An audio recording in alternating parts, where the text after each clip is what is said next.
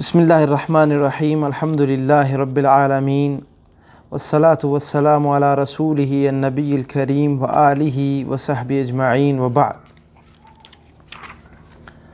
اعوذ باللہ من الشیطان الرجیم وَإِذْ قَالَ مُوسَىٰ لِقَوْمِهِ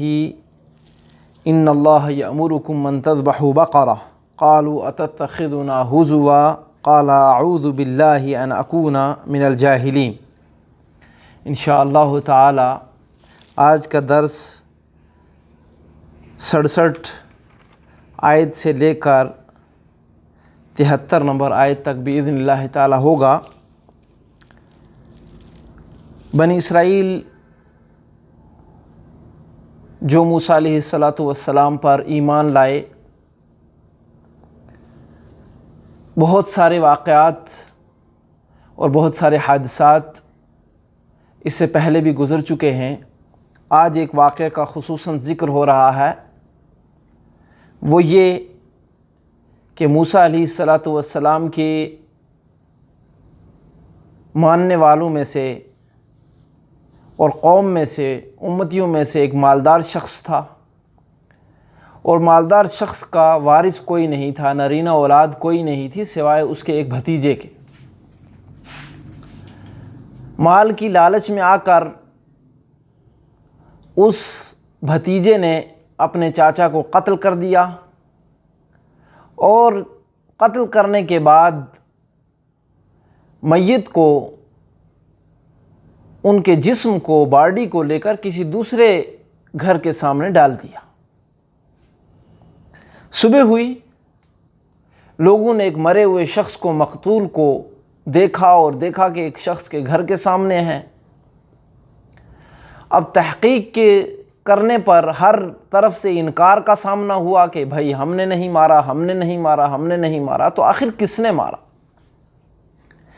بنی اسرائیل کے لوگ مل کر موسیٰ علیہ السلام کے پاس گئے اور کہا کہ جناب آپ پیغمبر ہیں، اللہ رب العالمین کے چنیدہ شخص ہیں، ہم میں سے بڑے نیک ہیں، نبی ہیں، رسول ہیں، اللہ تعالیٰ سے دعا کریں کہ اللہ رب العالمین ہمارے اوپر مقتول کو واضح کر دے کہ مقتول کون ہے۔ لہٰذا اللہ رب العالمین احکم الحاکمین نے اپنے پیغمبر موسیٰ علیہ السلام پر وحی نازل کی کہ ان کو یہ حکم کریں کہ یہ گائے کو ذبح کریں، اور گائے کو ذبح کرنے کے بعد اس کا گوشت لیں اور گوشت کو اس میت پر ماریں، وہ زندہ ہو جائے گا، اور زندہ ہونے کے بعد خود بخود بتا دے گا کہ میرا قاتل کون ہے۔ اس واقعے کا ذکر ہو رہا ہے، بہت ساری عبرتیں ہیں اس میں۔ سب سے پہلے عبرت اور درس یہ کہ اللہ رب العالمین احکم الحاکمین مردہ کو زندہ کرنے پر قادر ہے، اور وہ کس طرح لوگوں کے سامنے ان واقعات کو لا کر اپنے اوپر یقین کو مضبوط کروا رہا ہے کہ میں مردے کو زندہ کرنے پر قادر ہوں۔ اسی طرح سے اللہ رب العالمین احکم الحاکمین کے پاس کوئی بات ڈھکی چھپی نہیں رہتی۔ رات کے اندھیرے کی ہو تب، اور کسی بند کمرے کی ہو تب، وہ ایک شخص موبائل میں کر رہا ہو تب، وہ میسج کے ذریعے کر رہا ہو تب، وہ آنکھوں کے اشاروں سے کر رہا ہو، یا دل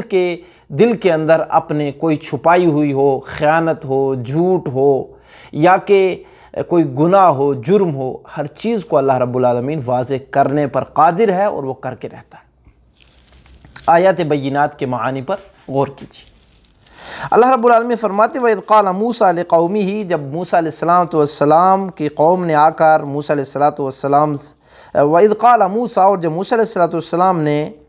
اپنی قوم سے کہا إِنَّ اللَّهَ يَأْمُرُكُمْ أَن تَذْبَحُوا بَقَرَةً،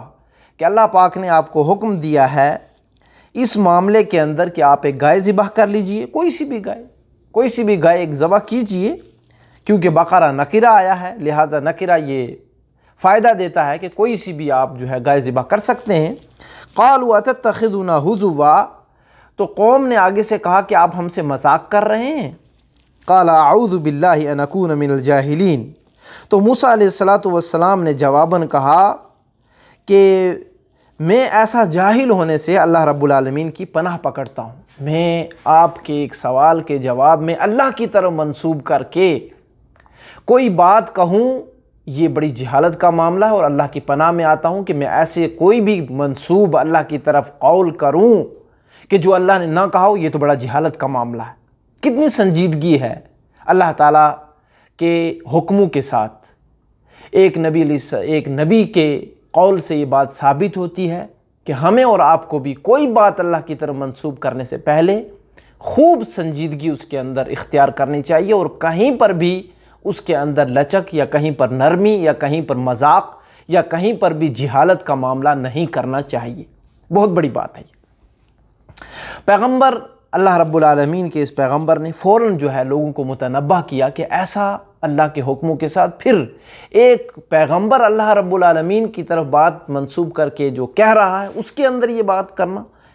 اس بات کا ہونا کہ مذاق ہو اس بات کے اندر، یہ تو بڑی گستاخی ہے اور جہالت والا معاملہ ہے۔ اس سے میں اللہ کی پناہ میں آتا ہوں، اور یہ ایسا کرنا جائز اور درست کسی کے بھی لیے نہیں ہے، اور پیغمبر کے لیے تو ہرگز نہیں۔ قوم کو یہ بات تعلیم دی، یہ بات سمجھائی کہ انسان کو اللہ کے حکموں کے ساتھ کتنا سنجیدگی کے ساتھ رہنا چاہیے۔ تو قوم نے کرنا تو یہ چاہیے تھا، گائے ذبح کر لینی چاہیے تھی۔ اس حد کی سنجیدگی لانے کی ان کو تلقین کی جا رہی ہے، اور کی موسیٰ علیہ السلام نے، لیکن قوم نے وہاں بھی نہیں سمجھا اور آگے سے ایک اور مطالبہ شروع کر لیا۔ کیا تھا مطالبہ؟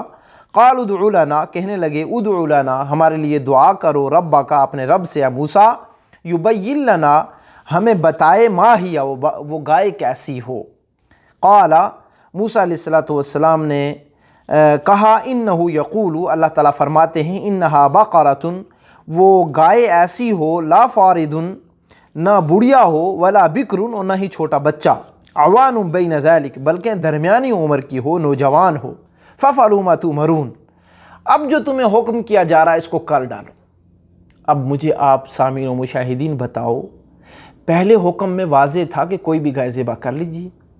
اب اس دوسری آیت میں انہوں نے جب وضاحت طلب کی تو وہ اللہ تعالیٰ نے بتا دیا، نہ وہ بوڑھی ہونی چاہیے، نہ بچہ ہونا چاہیے، ایک جوان عمر کی ہو، کر ڈالو، جوان عمر کی گائے ہونی چاہیے، بلکہ یہ تاکید کی گئی، ففعلوا ما تؤمرون، جو حکم ہو رہا ہے وہ کر دیں آپ۔ لیکن قوم کی نادانی اور عقل کی کمی سمجھ لیجئے، یا پھر استکباراً،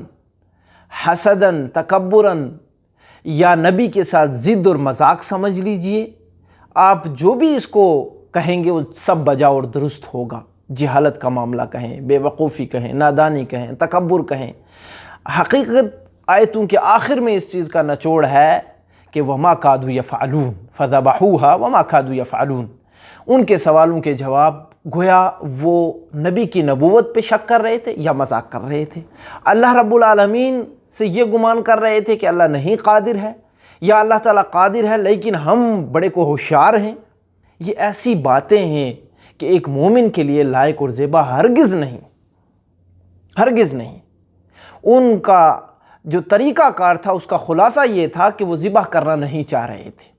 بس پوچھے جا رہے تھے۔ جب سوالوں کے جواب تمام ختم ہوئے تو مجبوراً کرنا پڑا، اور سوالوں کی پاداش میں اتنی مشقت میں آئے کہ وہ گائے ڈھونڈنے کے لیے بھی ان کو وقت لگا، اور پھر ان کو سمجھ میں آ گیا کہ جناب ان سوالوں کے جواب بار بار اللہ سے سوال کرنا اور سوالوں کے ذریعے اپنے اوپر مشقت ڈالنا یہ عقل مندی نہیں، بے وقوفی ہے۔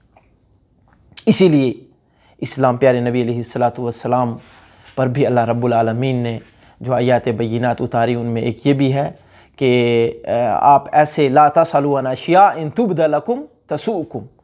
ایسے سوال مت کیجئے کہ سوالوں کی پاداش میں آپ کو وہ حکم جاری ہو جائے آپ کے لیے کہ وہ آپ کو کرنا مشکل ہو۔ لہٰذا اسلام بڑی خوبصورت تعلیم یہ دیتا ہے، اللہ کے حکموں پر منوان عمل کرتے رہیے، اللہ پر یقین رکھتے ہوئے پیارے رسول صلی اللہ علیہ وسلم کی باتوں پر عمل کرتے رہیے، اللہ کے رسول صلی اللہ علیہ وسلم کے نبوت پر یقین کرتے ہوئے، اور اس کے نتیجے میں آپ کو اللہ رب العالمین دنیا آخرت کی دونوں کامیابیوں سے نواز دے گا۔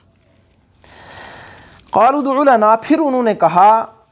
ففعلوا ما تؤمرون، جو کہا جا رہا اس پر عمل کریں، لیکن پھر قوم نے آ کر کہا نہیں، ادع لنا ربک، اے موسیٰ ہمارے اپنے رب سے ہمارے لیے دعا کر کے یہ پوچھو، پکار کے پوچھو، یبین لنا ما لونھا، اس کا رنگ کیسا ہو وہ واضح ہونا چاہیے۔ قال انه یقول انها بقرۃ، تو موسیٰ علیہ السلام نے کہا اللہ رب العالمین کہتے ہیں وہ ایسی گائے ہو، صفراء چمکیلی ہو، فاقع لونھا دیکھنے والے کو بھلی لگے، اچھی لگے، تسر الناظرین، یقول انہا بقرۃ صفراء، وہ گائے زرد رنگ کی ہو، اور کیسا زرد رنگ، فاقع لونھا جو چمکیلی اور دیکھنے والے کو اچھی، فاقع ایسا رنگ جو دور سے دیکھنے میں خوشنما لگے، اور تسر الناظرین مزید دیکھنے والوں کو خوش کرنے والا ہو، رنگ ہی ایسا ہو کہ بہت خوبصورت ہو، بہت اچھا ہو، اور اسی طرح سے وہ اس کے رنگ کے اندر زردی بھی ہو۔ اس قسم کی گائے بڑی پسند کی جاتی ہے معاشرے میں، لہٰذا جو ہے اس گائے کا رنگ پوچھا گیا تو رنگ بھی اب بتا دیا گیا۔ پھر قوم نے اس بات پر بھی بس نہ کی اور اکتفا نہ کیا، بلکہ کہا قالوا ادع لنا ربک یبین لنا ما ہی، اے موسیٰ اپنے رب سے دعا کرو کہ ہمیں اس کی کیفیت بھی بتائی جائے کہ وہ گائے کیسی ہو، وہ اس وجہ سے ان البقرہ تشابہ علینا، گائے کی ماہیت اور کیفیت جو بتائی جا رہی ہے اس میں تشابہ ہو رہا ہے، اس قسم کی گائے تو بہت ساری ہیں، لہٰذا اگر ہمارے اوپر وہ خاص قسم کی گائے جس کا کلر بتایا گیا ہے، پھر عمر بھی پہلے بتائی گئی ہے، یہ سب چیزیں تو سوال ہو ہی گئے ہیں، لہٰذا مزید اب اور واضح ہو جائے، انا انشاءاللہ لمہتدون، تو اللہ نے چاہا ہم ہدایت والے ہو جائیں گے، یعنی ہم اس گائے کو ذبح کر ہی دیں گے۔ تو اللہ کے پیغمبر موسیٰ علیہ السلام نے کہا، قال موسیٰ علیہ السلام نے کہا انہ یقول انہا بقرۃ لا ذلول تثیر الارض ولا تسقی الحرث، وہ گائے کام کرنے والی، زمین میں ہل جوتنے والی اور کھیتوں کو پانی پلانے والی نہیں ہونی چاہیے، مسلمۃ لا شیۃ فیہا، وہ تندرست اور بے داغ ہونی چاہیے۔ قالوا، اب وہ کہنے لگی الآن جئت بالحق، اب آپ جو ہے درست بات لے کر آئیں، واضح لے کر آ گئے ہیں، اب ہمارے اوپر جو گائے کا تشابہ ہو گیا تھا کہ بھائی گائے ایک کلر کی تو ویسی بھی ہے جو پانی پلاتی ہے کھیتی کو، ویسی بھی ہے جو کام میں آتی ہے ہل جوتنے کے، اور ویسی ہے اور ویسی ہے، اب ہمیں سمجھ میں آ گیا ہے کہ یہ بات جو اب آپ نے کہی ہے، فذبحوها، تو وہ انہوں نے ذبح کیا، وما کادوا یفعلون، وہ ذبح کرنا نہیں چاہ رہے تھے۔ یہ جو گائے ذبح کرنے کا حکم ہوا تھا، جیسے میں پہلے بتا چکا ہوں، یہ بہت آسان تھا، لیکن سوالوں کی پاداش میں ان کو بڑی سختی کا سامنا کرنا پڑا، اور ان کی نیت کے اندر ذبح کرنا نہ تھا، اس لیے وہ بار بار سوال کر رہے تھے۔ محترم سامعین و مشاہدین،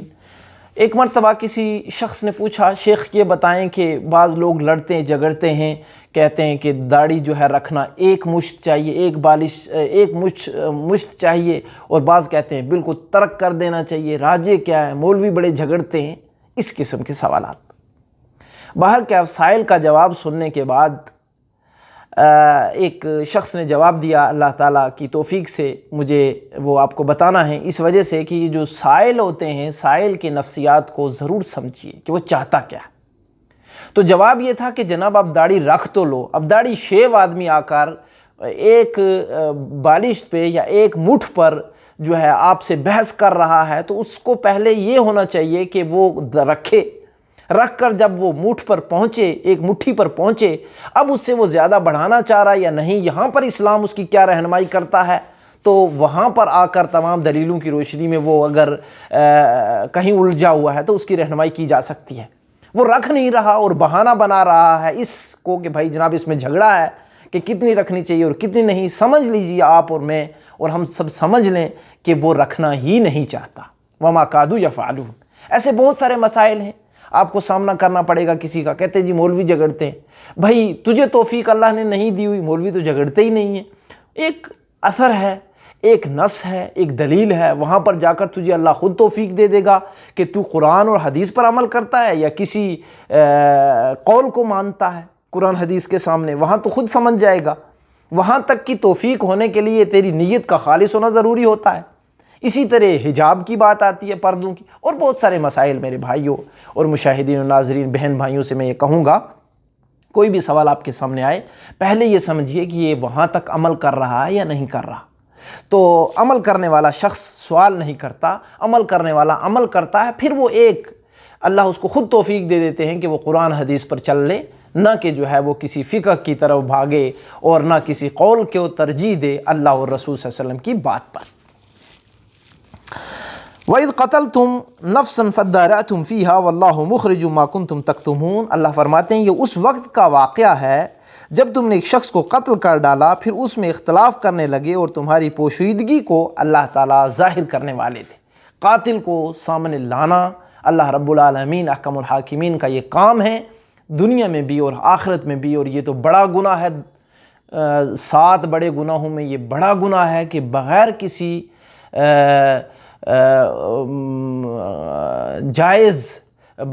جائز بات کے کسی کو قتل کیا جائے۔ جائز بات یعنی کہ جائز قتل اس وقت ہوتا ہے کہ جب کسی نے قتل کیا ہو تو اس کو قتل کیا جائے، یا کوئی اللہ نہ کرے اسلام سے مرتد ہو جائے، یا پھر شادی شدہ انسان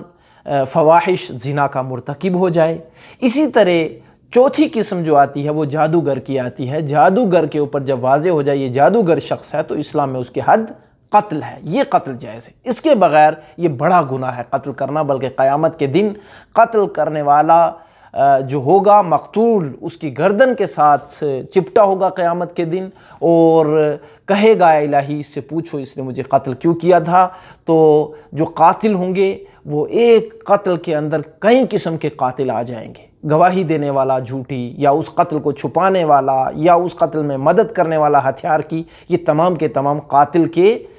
ضمن میں آئیں گے، اور ان سب کے سب سے بدلہ لیا جائے گا۔ بہت دور رہیے میرے بھائیوں ایسے فسادوں سے اور ایسے کاموں سے۔ تو اللہ رب العالمین احکم الحاکمین ہر پوشیدگی کو ظاہر کرنے والی ذات ہے، ہر گناہ کو، ہر جرم کو اللہ رب العالمین سامنے لانے والی ذات ہے۔ دیکھو دنیا میں بھی جو ہے شرمندگی اور آخرت میں بھی شرمندگی ہے۔ فَقُلْنَا اضْرِبُوهُ بِبَعْضِهَا، ہم نے کہا کہ اس گائے کے ایک ٹکڑے کو مقتول کے جسم پر مارو۔ فَقُلْنَا، تو ہم نے کہا اضْرِبُوهُ بِبَعْضِهَا، اس کے گوشت کو لے کر اس کے اوپر مارو، میت کے اوپر۔ كَذَلِكَ يُحْيِي اللَّهُ الْمَوْتَى، اللہ تعالیٰ اسی طرح موتیٰ کو زندہ کرتے ہیں۔ وَيُرِيكُمْ آيَاتِهِ، اور تمہاری عقل مندی کے لیے اپنی نشانیاں بھی دکھاتے ہیں۔ لَعَلَّكُمْ تَعْقِلُونَ، تاکہ تم جو ہے عقل اور سمجھ سے کام لو کہ اللہ تعالیٰ مردے کو زندہ کرنے پر قادر ہے۔ بہت بڑے اس کے اندر دروس و عبر میں اور عملی گوشوں میں جو باتیں ہیں وہ بڑی باتیں دو ہیں۔ ایک یہ کہ اپنے خلوت کا محاسبہ کیجیے، کیونکہ اللہ تعالیٰ خلوت کو ظاہر کرنے والا۔ اس شخص نے بڑی خلوت میں یعنی تنہائی میں قتل کیا، لیکن تنہائی کے قتل کو اللہ تعالیٰ نے دنیا ہی میں ظاہر کر دیا۔ اور 2 بڑے گناہ جن کو اللہ تعالیٰ دنیا میں اس کی سزا دیتے ہیں، ایک ظلم ہے اور ایک ماں باپ کی نافرمانی ہے۔ لہٰذا تنہائی کا خوب محاسبہ کیجیے کہ تنہائی کے گناہ انسان اگر چھوڑ دے گا تو ظاہری اللہ تعالیٰ اس کی زندگی درست فرما دیں گے اور درست کر دیں گے اور درست ہو جائے گی۔ یہ پہلا عملی گوشہ ہے۔ دوسرا عملی گوشہ میرے بھائیو یہ کہ اللہ رب العالمین احکم الحاکمین